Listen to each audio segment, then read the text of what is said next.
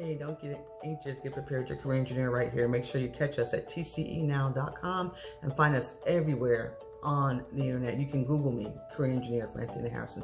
Listen, today when I did television earlier in my local area here in the mid-Atlantic region here in Virginia, we talked about remote working. And I know way back when everyone was like, oh, I wish I could work from home. How wonderful it will be. Well, this season shows up called COVID-19, and now folks had to be quick and adjust and be adaptable to actually bringing their work at home. So I talked about that today on TV, so make sure you catch it on Wavy and Fox. But beyond that, some other things I really want to share was that even while we're doing this and we're making the environments or the ecosystem work for us, and only you can design an ecosystem that works for you. I mean, granted, there may be guidelines, Sally does this or John does that. You've got to find the one that works for you. So let me give you a quick, for example. I'm a night owl. I think most of you who do follow me on social media wonder, she is up 1 o'clock in the morning. I am. I try to be like everyone else, but I don't know how. I get my energy at night.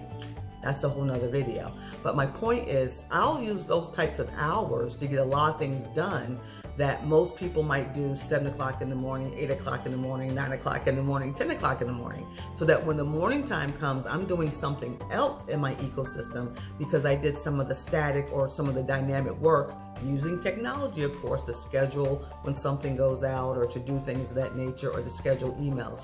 Yep, that was my daughter that just walked across my video.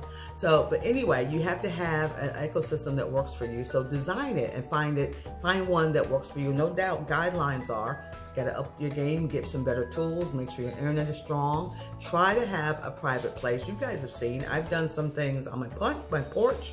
I've done some things in the backyard. I'm doing some things right now in a room that my daughter normally uses for her, there you go, for her work. Hey, you do what you have to. I'm violating actually her space right now. But you have to decide or define something that truly works for you. But more importantly than that, you've got to give yourself some breaks. You need to take lunch.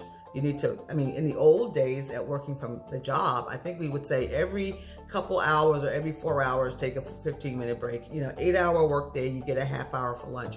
Well, you're at home now and breaks do matter. You do have to unplug and you have to rethink about work. So you've got to have that time to unplug, pull the cord, stand down, do something else. Do the me, my me time, or it's time for the family, or it's time to read a good book, or how about go take a walk, get some exercise, or go shopping. We all do exercise differently, right?